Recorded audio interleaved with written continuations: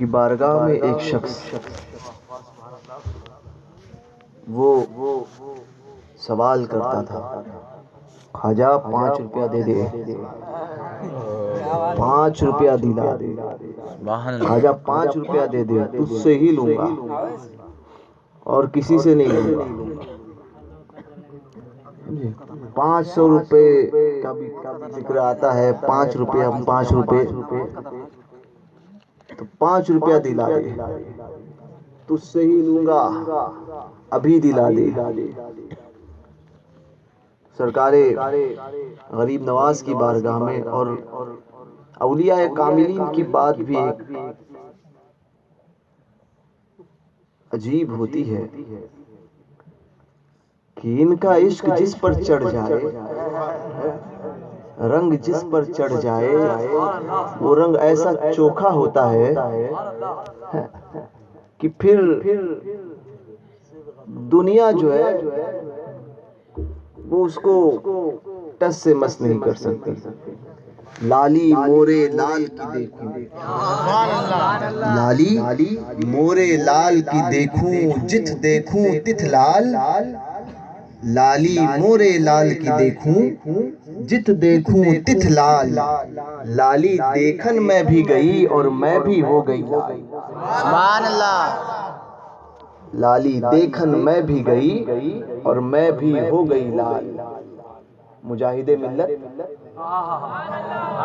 مولانا حبیب الرحمن حامدی قادری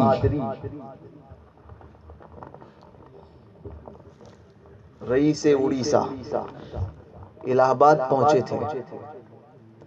الہ آباد پہنچے اور مجاہد ملت کے متعلق پتہ ہے، بزرگوں نے فرمایا کہ یہ ابدال وقت میں سے تھے۔ اب آپ کو پتہ ہوگا کہ نہیں، پتہ نہیں، ابدال ولایت کا ایک منصب ہے۔ مختلف روایت ہے، ایک روایت میں 20 ابدال کے متعلق آتا ہے، ایک میں آتا ہے 40، کہ ہر دور میں 20 ابدال دنیا میں موجود رہتے ہیں، 20 سے کم نہیں ہوتا، اور ایک روایت آتی ہے 40 کی، ہر دور میں 40 ہوتے ہیں۔ یہ دونوں روایتیں ہیں کہ اس میں سے گھٹتا اور جیسے ہی کوئی کم ہوا فوراً اس کی جگہ پر دوسرا آتا ہے، وہ ابدال۔ ابدال کون ہوتے ہیں؟ ان کی طاقت کا عالم۔ ابدال اللہ کے وہ ولی ہیں کہ اللہ تبارک و تعالی ان کے وسیلے سے دنیا کو رزق عطا فرماتا ہے۔ سبزہ جو ہے وہ ان کے وسیلے سے اگتا ہے، اور آسمان جو بارش برساتا ہے وہ ان کے وسیلے سے برستی ہے۔ سبحان اللہ۔ یہ ابدال کا مقام ہے، اور انہی میں سے ایک مجاہد ملت تھے، حضور مجاہد ملت، ایسے بزرگ۔ تو الہ آباد پہنچے تھے۔ الہ آباد میں ایک نوجوان پنڈت گھرانے کا پنڈت، پیشے سے جو پنڈت تھا، جس کے باپ دادا پنڈت، اس گھرانے سے تعلق رکھنے والا ایک پنڈت مجاہد ملت سے مناظرے کے لیے آیا تھا۔ مناظرے کے لیے آیا کہ ہم تو مناظرہ کریں گے اور پھر انہیں خاموش کر دیں گے۔ نوجوان اور بڑا پڑھا لکھا، وید شاستر کے بہت زیادہ گیان تھا اسے، مگر یہ بات بالکل حق ہے کہ جہاں پر اولیاء کاملین، جہاں پر سب کے علم جواب دے دیتے ہیں، اللہ کے ولی کے علم کا آغاز وہاں سے ہوتا ہے۔ آیا حضور مجاہد ملت کی بارگاہ میں، عرض کی، ملاقات ہوئی، باتیں ہوئی، آیا تھا مجاہد ملت سے مناظرہ کر کے ان کو ہرانے کے لیے۔ مجاہد ملت کی گفتار نے اس کے دل پر وہ چھاپ ڈالی، مجاہد ملت کے ہاتھوں پر اسلام قبول کیا، مسلمان ہوا اور تنہا اسلام قبول کیا۔ اور ایک ہوتا ہے کہ کوئی آپ کے ہاتھ پر اسلام قبول کرے، مسلمان ہوا، مسلمان ہوا، اسلام قبول کیا، اور پھر عالم یہ ہوا کہ اپنے وقت کا مجاہد ملت کی نگاہ جب پڑی اس پر، اس پنڈت پر، اپنے وقت کا بڑا محدث بنا، بہت بڑا محدث بنا کہ علماء اہل سنت کی صف اول میں جن علماء کا نام لیا جاتا تھا اس میں اس کا شمار ہوتا تھا۔ مجاہد ملت کا روحانی بیٹا بھی بنا اور مجاہد ملت کا جانشین بھی بنا۔ اس کا نام، اس پنڈت جس آیا تو پنڈت تھا، نگاہ گری مجاہد ملت کی، نگاہ گری تو پھر پنڈت نہ رہا، اپنے وقت کا محدث بنا۔ الہ آباد کے جامعہ میں، دارالعلوم میں شیخ الحدیث کے منصب پر فائز ہوا، اور لوگ اسے مفتی عاشق الرحمن حبیبی کے نام سے جاننے لگے۔ سبحان اللہ۔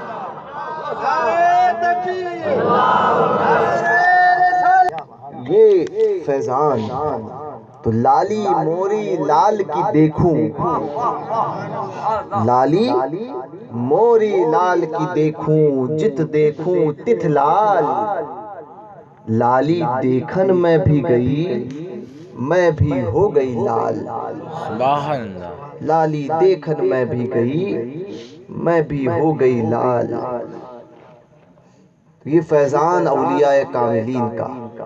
تو اس نے غریب نواز کی بارگاہ میں عرض کی، غریب نواز تو ہی دینا، تجھ سے ہی لوں گا، تو ہی دلا۔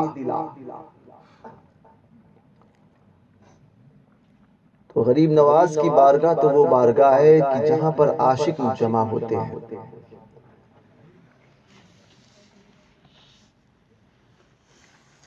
ڈاکٹر برنارڈ شاہ، اس نے یہ بات کہی تھی کہ میں نے ہندوستان میں ایک قبر دیکھی ہے جو لوگوں کے دلوں پر حکومت کرتی ہے۔ کہنے لگے کہ وہ ڈاکٹر برنارڈ شاہ نے کہا کہ وہ قبر سلطان الہند غریب نواز کی ہے۔ لوگ 500 روپیہ 1000 روپیہ دیتے ہیں، پھر جا کر کوئی ریلی میں کسی منسٹر کے الیکشن کے معاملات میں کہیں بھیڑ اکٹھا ہوتی ہے۔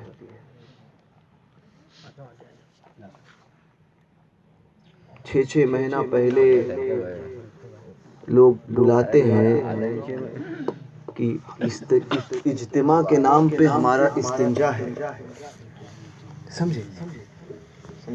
اورنگ آباد اجتماع کے نام پر، اورنگ آباد میں ہوا تھا نا، اجتماع کے نام پر استنجا کر رہے ہیں۔ 6 مہینہ پہلے جو پبلسٹی ہوئی، اور پھر کہ اتنے کروڑ آئے اور اتنے لاکھ آئے اور اتنوں نے یہ کیا اتنوں نے وہ کیا، بڑے دھڑلے سے جو ہے اس کی پبلسٹی کی گئی، پھر بھی جمع نہیں کر پاتے۔ تصرف اولیاء کاملین کا، عرس آتا ہے، سرکار خواجہ کا ہو، اعلیٰ حضرت کا ہو، اولیاء کاملین کا ہو، اس بزرگ کی بارگاہ کا ہو، ظاہری اعتبار سے ہمارا کوئی خون کا رشتہ ان سے نہیں ہے نا، میرا خاندانی رشتہ ہوگا، سمجھے؟ دوسروں کی بات کر رہا ہوں، اپنے آپ کو مستثنی رکھتا ہوں، کیونکہ ہمارا کنبہ جو ہے وہ یہی کنبہ ہے جس کنبے سے یہ تعلق رکھتے ہیں، اسی کنبے کا میں بھی فرد ہوں۔ سبحان اللہ۔ فرق یہ ہے کہ یہ سیدنا عبدالرزاق یا عبدالعزیز کی اولاد میں ہے، اور میں غوث پاک کے بڑے صاحبزادے سیدنا عبدالوہاب کی اولاد میں ہوں۔ سبحان اللہ۔ بہرکیف اس بارگاہ کے تو بظاہر کوئی رشتہ نہ ہمارے کوئی تعلقات ہیں، نہ ہم نے دیکھا ہی نہیں، نہ ان سے ہمارا کوئی معاملات کی، ان کی پراپرٹی میں ہمارا کوئی حصہ ہو یا ان کے گھر میں کوئی معاملہ ہو، نہیں، کوئی تعلق ہمارا ان سے نہیں۔ مگر عرس آتا ہے اور ظاہری اعتبار سے عرس آتا ہے تو یہ بولتے بھی نہیں ہے کہ یہ لوگ پیسہ لو میرے عرس میں آنا، یہ بھی نہیں ہوتا۔ پیسہ بھی ہم اپنا خرچہ کرتے ہیں، نیاز بھی اپنے پیسوں کی بناتے ہیں، اپنے پیسوں سے ہم سفر کرتے ہیں، اپنے پیسوں سے رکتے ہیں۔ وجہ کیا ہے؟ وجہ کیا ہے؟ تو جواب ملے گا کہ یہ تصرف ہے، یہ اولیاء کاملین کا قبضہ ہے دلوں پر، کہ لوگوں کے دل ان کی مٹھی میں ہوتے ہیں، سبحان اللہ۔ جب چاہے اپنی طرف پھیرتے ہیں اور جب چاہے اپنے سے پھیرتے ہیں، لوگوں کے دلوں پر قبضہ کرتے ہیں۔ ریلیوں میں لوگ پیسہ خرچ کر کے، اجتماعات کے نام پر لوگ پیسہ خرچ کر کے، ایڈورٹائز کر کے لوگوں کو بلاتے ہیں، پھر بھی اتنی بھیڑ نہیں جمع کر پاتے جتنی ہر سال غریب نواز کے عرس میں جمع ہوتی ہے۔ سبحان اللہ۔ کیا وجہ ہے؟ کیونکہ دلوں پر حکومت کرتے ہیں۔ 800 سال ہو گئے، 400 500 سال ہو گئے، دیکھا نہیں ہے، نہ ہمارے باپ نے دیکھا، نہ ہمارے دادا نے دیکھا، نہ پردادا نے دیکھا، نہ لکڑ دادا نے دیکھا، مگر پھر بھی ہمارے دل ان کی بارگاہ میں جھکتے ہیں، ہمارے سر اس بارگاہ کے ادب میں نیچے ہوتے ہیں، کہ اللہ کی ولی کی بارگاہ سروں کو نیچے کر کے۔ وجہ کیا ہے؟ وجہ یہی ہے کہ یہ وہ ہیں کہ جن کا اختیار دلوں پر بھی ہے، جن کا اختیار زمینوں پر بھی ہے، جن کا اختیار پہاڑوں پر بھی ہے، جن کا اختیار دریاؤں پر بھی ہے، جن کا اختیار درند پر بھی ہے، جن کا اختیار پرند پر بھی ہے، یہ وہ ہے۔ تو غریب نواز کی بارگاہ میں اس نے عرض کی، خواجہ تو ہی دے دے۔ عاشق تو جاتا ہے، مگر کچھ ایسے بھی ہوتے ہیں جن کو ہضم نہیں ہوتا، جن کے ہاضمے کمزور ہوتے ہیں۔ بریانی کھاتے کون ہیں؟ ہم، ٹھیک ہے؟ مرغا غوث کا کون کھاتے ہیں؟ وہ تھی مرغی، لوگ مرغا مشہور کرتی ہے، تو وہ کون کھاتے ہیں؟ ہم کھاتے ہیں۔ سرکاروں کا صدقہ ہم کھاتے ہیں، پیٹ میں کسی اور کے درد ہوتا ہے، سمجھے؟ گھر پہ ہمارے کھانا بنے، ہم اچھی غذا کھائے، تو یہ تو ہمارا اختیار اور ہماری مرضی نا۔ دوسری جگہ رہنے والا کیوں اتنا چڑھتا ہے کہ اس کے گھر میں بریانی کیوں بنی اور چڑھتا ہے، تو ہم کہیں گے کہ تو چڑھ، تیرے مقدر میں تو وہی ہے، دیا مجھ کو انہیں محروم چھوڑا، میرا کیا جرم حق فاصل ہے یا غوث. ہم ان اولیاء کاملین کے ماننے والوں کے تقدیر میں بریانی آئی، ہماری تقدیر میں غوث اعظم کا مرغا آیا، ہماری تقدیر میں سرکاروں کی بارگاہ پر نیاز کرنے کے لیے پیش ہوا بکرا، تو یہ ہمارے مقدر میں آیا، تمہارے مقدر میں کب آیا؟ تو ہمارا اس میں کوئی ہماری غلطی نہیں ہے. اپنے ابو داغے معروف کی تعریف کیا کرنا حضرت، ٹھیک ہے. ہاں تو اب مزید ان کے تعلق سے کیا کہا، جس کے اس کے مقدر کی بات ہے. ہم جن سرکاروں کے نام لیتے ہیں وہ سرکاریں ہمیں کھلاتے ہی ایسا ہے. کبھی بریانی کھلائی، کبھی مرغا کھلایا، اور کبھی دال بھی ملی تو وہ بھی لذیذ. سبحان اللہ. تمہارے مقدر میں تمہارے پاس کوئی تمہاری سرکار ہے ہی نہیں، سمجھے؟ تمہارے پاس سرکاریں نہیں ہیں تو تم جاتے ہو حکومت کی گود میں، سمجھے؟ حکومت کی چاپلوسیاں کرتے ہو. کبھی کوئی آیا تو کبھی کہتے ہو کہ وہ ناری اچھی تھی، وہ اندرا اچھی تھی. کبھی پھر آیا وہ مودی تو کہنے لگے وہ اچھا ہے. تو تم ہاں وہ نارا اچھا، ٹھیک ہے، اچھی بات ہے، سمجھے؟ وہ اچھا ہے، وہ اچھا ہے. تم تو حکومت کے چاپلوس دیوبندیوں، میں کہتا ہوں لفظ کیا ہے، دھندوکڑا. دھندوکڑوں، تم حکومت کی چاپلوسی ہی کرتے رہو.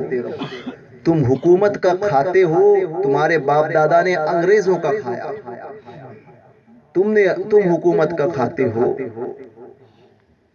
پھر بھی تمہارے مقدر میں وہ نہیں جو ہمیں ملا.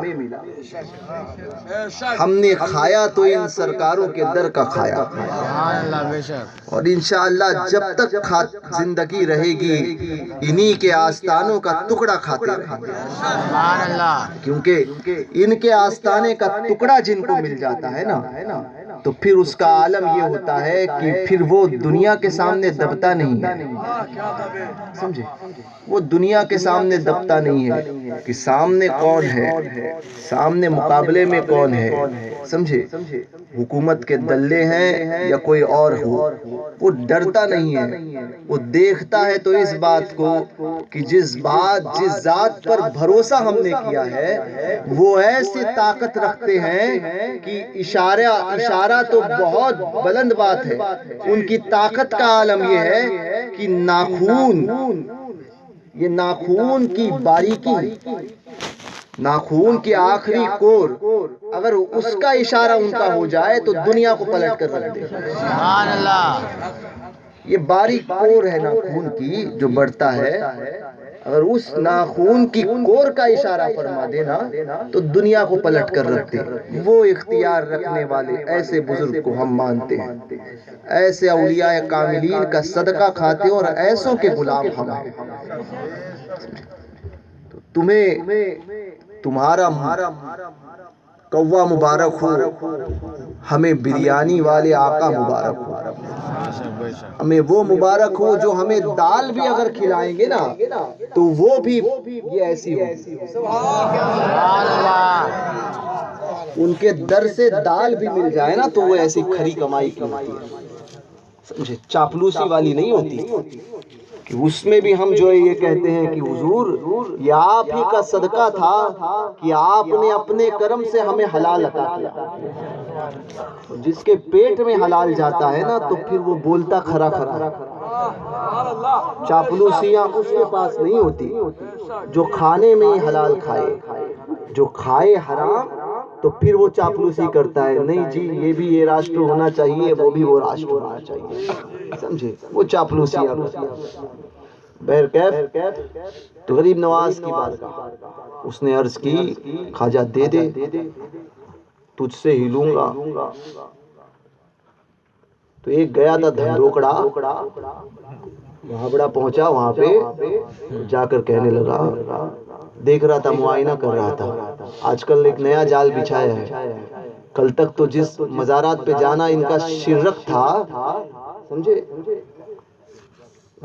کل تک جو ہے وہ مزار پہ جانا حرام تھا، آج وہی وہابڑا مزار پہ جا رہا ہے، چادر لے کر جا رہا ہے. دیکھے نہیں اسد مدنی گیا تھا، وہ چادر لے کر گیا تھا غریب نواز کی بارگاہ میں، اور پھر کہتا ہے غریب نواز تو ہمارے ہیں.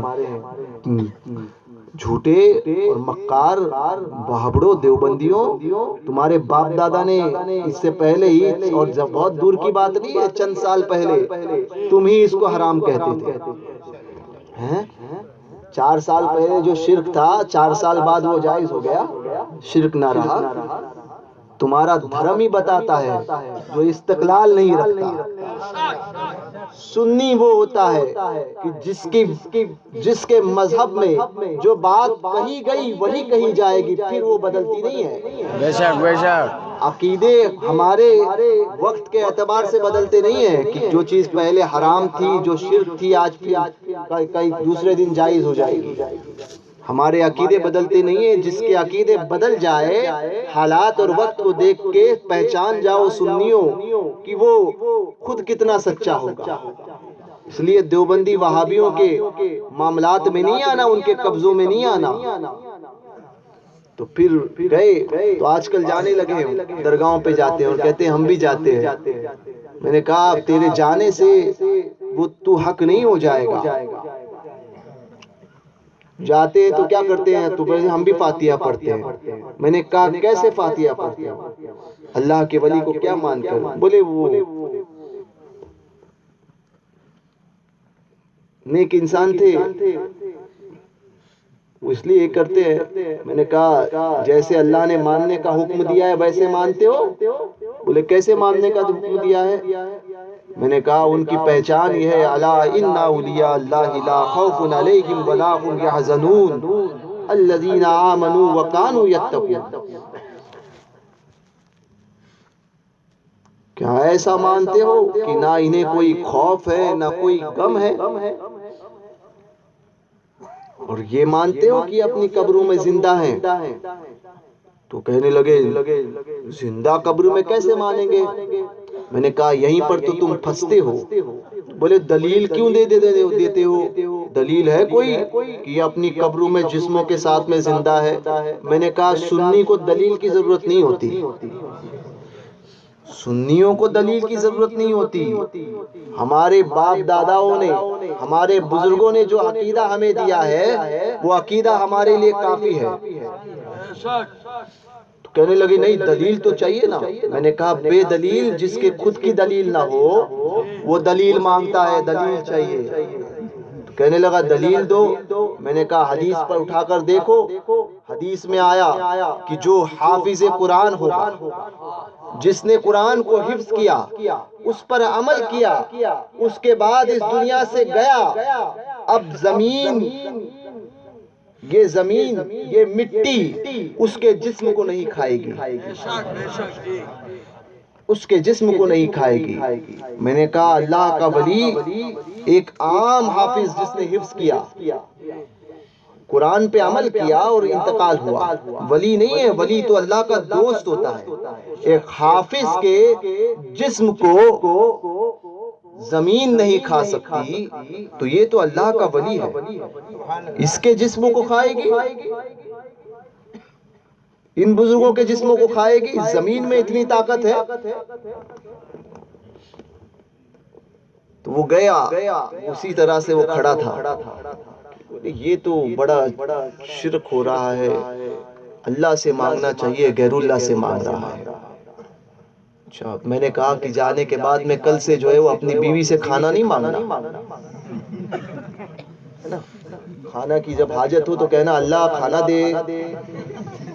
بیوی سے مانگتا ہے نا، ٹھیک ہے، مانگنا ہی نہیں. پھر آیا کہنے کے لیے چومنے کے لیے شرک. مزار کو چوما تو شرک ہوا. تو میں نے کہا سب سے بڑا مشرک تو ہے. بولے کیسے؟ میں نے کہا تمہارے ابا نے اماں کو چوما تو آیا. ہے؟ اگر چومنے پر ہی شرک لگتا ہے، شرک ہوتا ہے، تو سب سے بڑے مشرک تو تم ہو، سب سے بڑے مشرک تو تم۔ چوما کیوں؟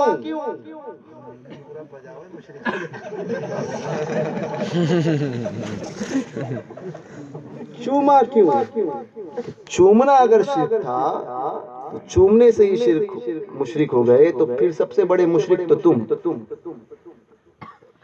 تو کہنے لگے نہیں نہیں، وہ حرام ہے، غیر اللہ سے مانگنا حرام ہے۔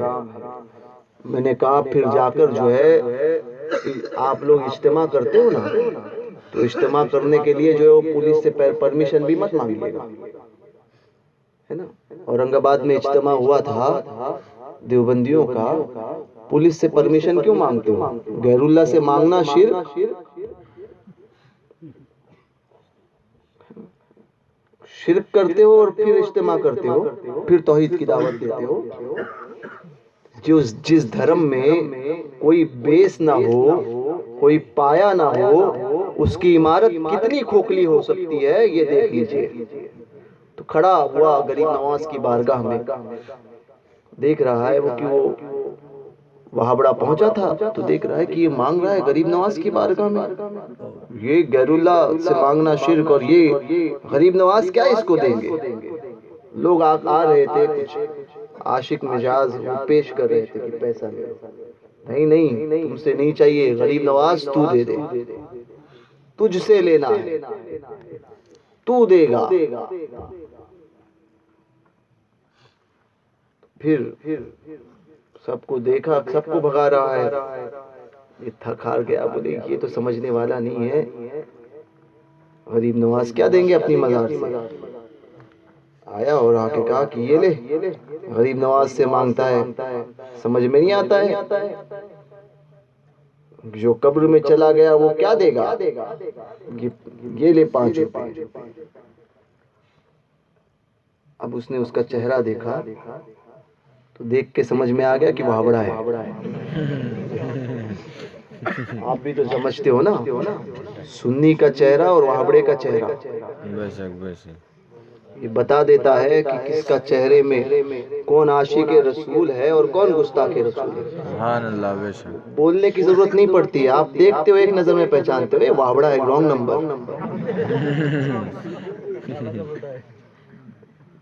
بالکل رانگ نمبر۔ تو چہرہ دیکھا اس نے فقیر نے اور کہہ دیا یہ 5 روپے دے، جیب میں رکھے۔ بولے خواجہ تو نے میرا سوال پورا کر دیا، واہ خواجہ آج آپ کو مان گیا، خواجہ صاحب تم نے میرا سوال پورا کر دیا، آج آپ کو مان گیا، واہ خواجہ واہ خواجہ، واقعی تو سلطان الہند ہے، تو بادشاہ ہے، خواجہ تیرا تو نے آج دے دیا خواجہ۔ پھر وہ وہابڑا چڑھا، ابھی دیا میں نے، تو خواجہ صاحب کا شکریہ ادا کرتا ہے؟ کہا چپ چپ تو خاموش رہے، خواجہ تو نے دیا، خواجہ واہ واہ تجھے مان گیا خواجہ، تیری کرامت کو مان گیا۔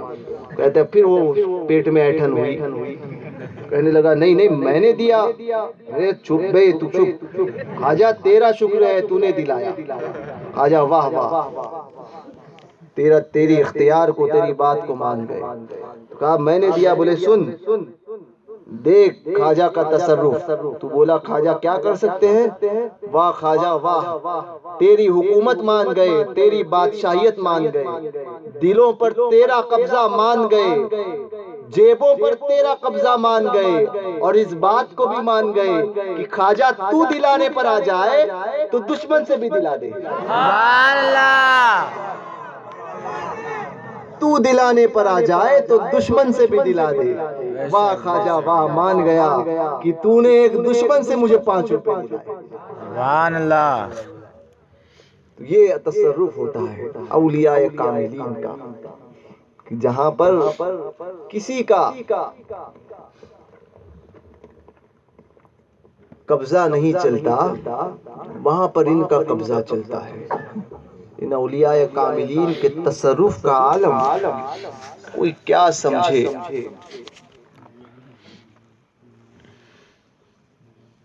بے پناہ تصرف کے مالک، ان اولیاء کاملین سے پوچھو کہ حضور اللہ تبارک و تعالی نے آپ کو یہ مقام، یہ مرتبہ، یہ عظمت،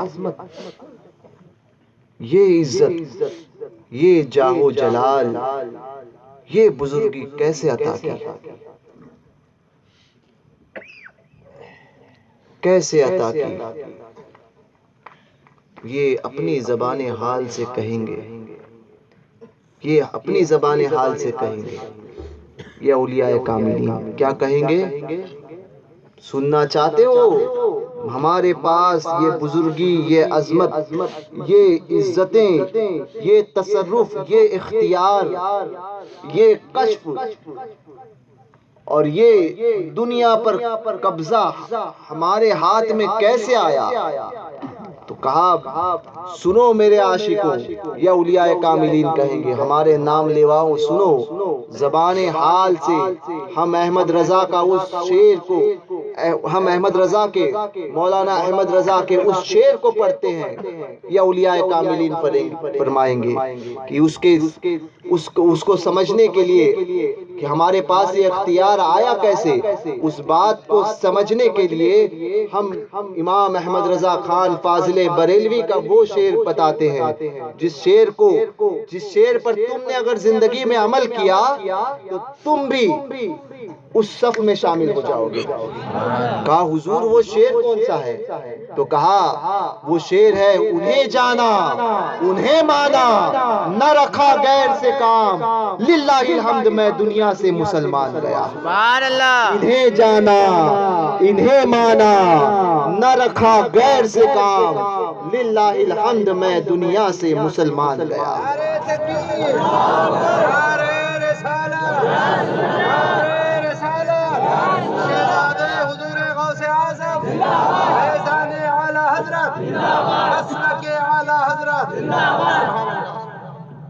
یہ اولیاء کاملین کا تصرف ہے۔ اور پھر جو کچھ ملا، جتنا ملا، یہ سب کچھ حضور کی بارگاہ کا صدقہ ہے۔ استاد زمن فرماتے ہیں تاج والے ہو اس میں یا محتاج، تاج والے ہو اس میں یا محتاج، سب نے پایا دیا ہوا تیرا، ہو زمین والے یا فلک والے، سب کو صدقہ عطا ہوا تیرا، سب کو صدقہ عطا ہوا تیرا۔ وہ حضور کی ذات جو سارے کائنات کے مالک و مختار ہے۔ ارے جب کائنات ان اللہ کے ولیوں کے طاقت کو نہیں سمجھ سکی، ان کے تصرف کو نہیں سمجھ سکی، تو پھر حضور کی طاقت اور حضور کے تصرف کو کوئی کیا سمجھ سکتا ہے؟ بس یہی کہا جا سکتا ہے کہ تاج الشریعہ نے جو فرمایا کہ جہاں میں ان کی چلتی ہے وہ دم میں کیا سے کیا کر دے، زمین کو آسماں کر دے، سریا کو سرا کر دے۔ سبحان اللہ۔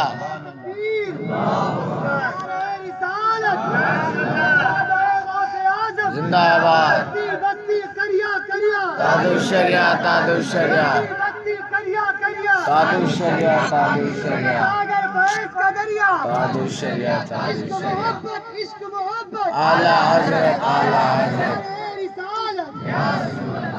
یہ حضور کے تصرف اور حضور کے اختیار کا عالم ہے۔ حضور کیا ہے؟ آج لوگ جو ہے وہ یہ باتیں کرتے ہیں کہ حضور کے پاس معاذ اللہ وہابی دیوبندی ہو یا بد مذہب ہو، کہ اختیار نہیں۔ ارے اختیار کے عالم، میرے رسول کے اختیار کا عالم یہ ہے کہ دنیا میں رہے تو جنت میں ہاتھ پہنچے، دنیا میں رہے تو جنت میں ہاتھ پہنچے، دنیا میں رہے تو عرش اعظم کی خبر دے۔ وہ اس رسول کے اختیار کا عالم ہے کہ جس کے قبضہ قدرت میں اللہ تبارک و تعالیٰ نے تمام جہان کی کنجیاں عطا کر دی ہیں، کنجیاں رکھ دی ہیں جس کے دستے پاک میں، سارے جہان کی کنجیاں جس کے ہاتھ میں رکھی گئی، اور جو ساری کائنات کو تقسیم کرتا ہو، اگر وہی با اختیار نہ ہو تو دنیا میں کون ہے اختیار رکھنے والا؟ حضور سے محبت پیدا کرو۔ اولیاء کاملین سے پوچھیں گے نا کہ کس وجہ سے یہ مرتبہ عطا ہوا، تو وہ کہیں گے کہ ہم نے عشق کیا تھا، عشق کیا تھا۔ اور کس سے عشق کیا تھا حضور؟ تو کہیں گے کہ اس دنیا سے نہیں کیا تھا، اس ذات سے کیا تھا کہ جس سے عشق کرنے کے بعد انسان دنیا سے اتنا بلند اٹھ جاتا ہے کہ یہ دنیا اسے ہیچ نظر آتی ہے، اسے اس دنیا کی کوئی فکر نہیں رہتی، کیونکہ جب اس ذات کا وہ جلوہ دیکھ لیتا ہے نا، جب اس ذات کا جلوہ دیکھتا ہے تو اس کے حسن میں ایسا گم ہو جاتا ہے کہ پھر وہی حال ہوتا ہے کہ حسن یوسف پہ کٹی مصر میں انگشت زنا، سر کٹاتے ہیں یہاں، سر کٹاتے ہیں تیرے نام پہ مردان عرب۔ یہ وہ اس کا حسن ہے۔ حضور صلی اللہ علیہ وسلم جان ایمان اور ایسے شان والے اور ایسے با اختیار کہ میرے آقا علیہ الصلوۃ والسلام اس کائنات میں تشریف لا رہے ہیں، اس کائنات میں تشریف لا رہے ہیں، کیونکہ جشن میلاد النبی ہے۔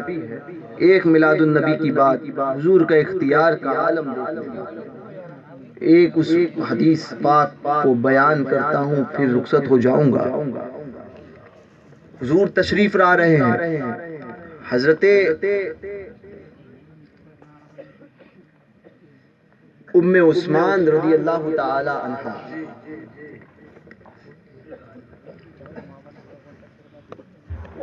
سیدہ آمنہ کے گھر میں تشریف رکھتی ہے، فرماتی ہے کہ میں نے دیکھا۔ عرض کیا کیا دیکھا؟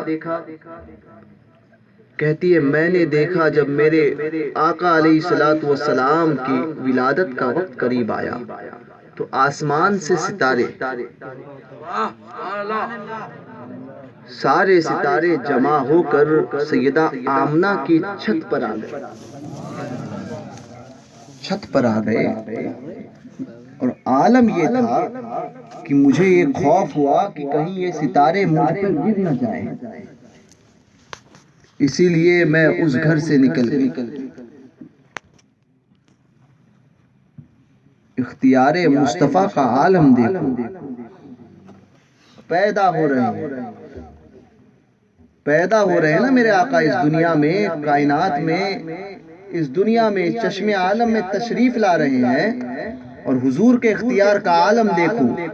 وہ تارے جو کوئی چوتھے آسمان پہ، کوئی ساتویں آسمان پہ، کوئی پہلے پہ، کوئی دوسرے پہ، کوئی تیسرے پہ، وہ تارے، اس تارے کا عالم یہ ہے کہ وہ تارا اتنا بڑا ہے کہ کئی دنیا، کئی زمینیں اس کے اندر سما جائے۔ اب کوئی یہ کہہ سکتا ہے کہ تارا یہاں پر آ گیا، تو یہ سوچنے کی بات ہے۔ مصطفیٰ کا اختیار دیکھو، اللہ تبارک و تعالیٰ نے مصطفیٰ کے لیے تمام تاروں کو بھیجا اور یہ حکم دیا کہ تارے تو اپنے مقام پر بہت بلند ہو سکتا ہے، تو اپنے مقام پر بہت بڑا ہے، مگر آج تجھے چھوٹا بن کر جانا ہے، اس لیے کہ تو اس کی بارگاہ میں جا رہا ہے کہ جس سے بڑا کائنات میں میں نے کسی اور کو پیدا نہیں کیا، جس سے بڑا کائنات میں میں نے کسی اور کو پیدا نہیں کیا، اس کی بارگاہ میں جا اور اپنی عقیدت کا اظہار پیش کر، تو اس کا نتیجہ یہ ہوگا کہ صبح قیامت تک میں تجھے چمکتا رکھوں گا۔ یہ مصطفیٰ کے قدموں کے اختیار کا، مصطفیٰ کے دنیا میں آنے، اس ظاہری چشم عالم میں آ رہے تو مصطفیٰ کے اختیار کا عالم یہ ہے۔ یہ اختیار کا عالم ہے کہ بڑے سے بڑا تارا وہ بڑا ہوگا اپنے مقام پر، مگر جب مصطفیٰ کی بارگاہ میں آتا ہے تو وہ چھوٹا بن جاتا ہے۔ یہ مصطفیٰ کا اختیار نہیں تو کیا ہے؟ یہ اختیار نہیں تو کیا ہے؟ جن تاروں کو کوئی نہ دیکھ سکتا تھا، مصطفیٰ کا اختیار کا ہے۔ اس سے ثابت کیا ہوتا ہے اختیار؟ میں نے کہا ہر تارا الگ الگ مقام پر، کوئی کبھی دکھتا ہے، کوئی کبھی دکھتا ہے۔ مصطفیٰ کا اختیار دیکھو، دکھایا تو ایک وقت میں ام عثمان کو دکھا دیا، سبحان اللہ، حضرت آمنہ کو دکھا دیا کہ دیکھو کہ آج میں پیدا ہو رہا ہوں، وہ پیدا ہو رہا ہے جو سارے کائنات کا والی ہے، وہ پیدا ہو رہا ہے۔ تو یہ مصطفیٰ کا اختیار ہے، اختیار مصطفیٰ ہے۔ یہ حضور کی میلاد ہے، تو حضور کے غلاموں، حضور کے سچے عاشق بنو، عشق اپنے اندر پیدا کرو۔ جب تک عشق پیدا نہیں ہوگا نا، اور یہی حال ہوگا کہ بد مذہب کے ساتھ میں اگر ہم صلح کرتے رہیں گے، ان کے ساتھ میں کھانا پینا، اٹھنا بیٹھنا، اوڑھنا سونا، یہ اگر کرتے رہیں گے نا، تو پھر ہم کہیں گے کہ ہم مسلمان ہیں، تو یہ نہیں ہو سکتا۔ مسلمان ہونے کے لیے یہی شرط ہے کہ محمد سے وفا، تو نے تو ہم تیرے ہیں، یہ جہاں چیز ہے کیا، لوح و قلم تیرے ہیں۔ ایسے عاشق بنو کہ پھر تمہیں حضور کے سوا اور کوئی نظر نہ آئے۔ حضور کے دشمنوں سے دشمنی کرنا سیکھو۔ باپ کے دشمن کو، ماں کو گالی دینے والے کے ساتھ ہم کبھی دوستی نہیں کرتے۔ جس نبی کے قدموں میں ساری کائنات کے ماں باپ قربان ہو، پھر بھی اس کی غلامی کا حق ادا نہ کر سکے، اس نبی کی بات آتی ہے تو پھر ہم یہ کہتے ہیں کہ حالات ٹھیک نہیں ہیں۔ تو حالات کی دہائیاں بعد میں دیں، اپنے عشق کو، اپنے اندر کے جذبے کو مضبوط کریں۔ جس دن یہ جذبہ مضبوط ہو گیا نا، غریب نواز کے کرم سے اسی دن حکومت تمہارے قدموں میں ہوگی اور تم ہی حاکم رہو گے۔ اللہ تبارک و تعالیٰ کہنے سننے سے زیادہ ہمیں عمل کی توفیق عطا فرمائے۔ دوران گفتگو اگر مجھ سے کوئی شرعی غلطی ہوئی ہو تو میں علماء کی موجودگی، حاضرین مجلس کی موجودگی میں توبہ کرتا ہوں، اور کسی میری غیر شرعی بات پر اگر آپ نے حامی بھری ہو تو آپ بھی میرے ساتھ توبہ کریں۔ استغفر اللہ ربی من کلی ذنب واتوب الیہ، لا الہ الا اللہ محمد الرسول اللہ صلی اللہ علیہ وسلم۔